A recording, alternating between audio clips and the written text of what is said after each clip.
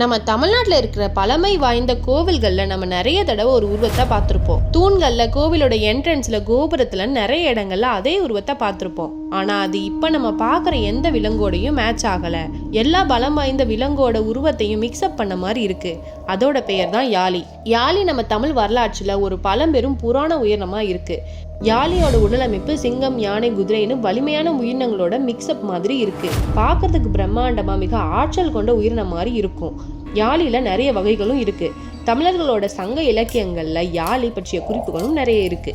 ஆனா யாழி உண்மையாவே வாழ்ந்த உயிரினமா? பல ஆயிரம் வருடங்களுக்கு முன்னாடி போய் பார்க்கலாம்.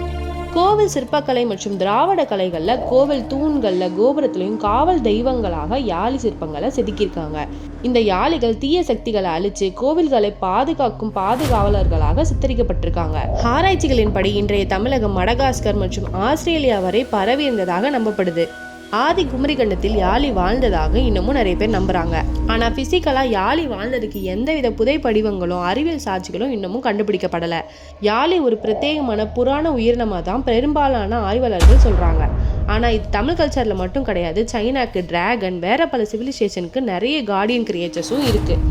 ஆனால் அப்போல்லாம் இன்டர்நெட்டில், கம்யூனிகேஷனில் ஆன மனுஷங்களோட இமேஜினேஷன் மட்டும் ஒரே மாதிரி இருந்திருக்கு. யாழி வாழ்ந்ததுக்கு எந்தவித சயின்டிஃபிக் எவிடன்ஸும் இல்லை. அதனால ஃபிசிக்கலாக அனிமலாக எக்ஸிஸ்ட் பண்ணுச்சுன்னு சொல்ல முடியாது. ஆனால் ஏன் இல்லாத ஒரு உயிரினத்தை 1000 வருஷமாக நம்ம தமிழ் சிவிலைசேஷன் அதை கோவில்களில் ஒரு பிரம்மாண்டமான கார்டியனாக செதுக்கியிருக்காங்க, அதோட உருவத்தை தூண்களில் ப்ரிசர்வ் பண்ணியிருக்காங்கன்றது இன்னமும் மிஸ்ட்ரியாக தான் இருக்குது. மேபி அது உண்மையாக வாழலைனாலும் அதோட அர்த்தம் ரொம்ப முக்கியமானதாக இருந்திருக்கு. நீங்கள் என்ன நினைக்கிறீங்க? யாழி நம்ம தமிழ்நாட்டில் நிஜமாவே வாழ்ந்திருக்குமா? கமெண்டில் சொல்லுங்கள். இன்னும் இந்த மாதிரி இன்ட்ரெஸ்டிங்கான வீடியோஸ் பார்க்குறதுக்கு நம்ம சேனலை லைக் அண்ட் சப்ஸ்கிரைப் பண்ணுங்கள்.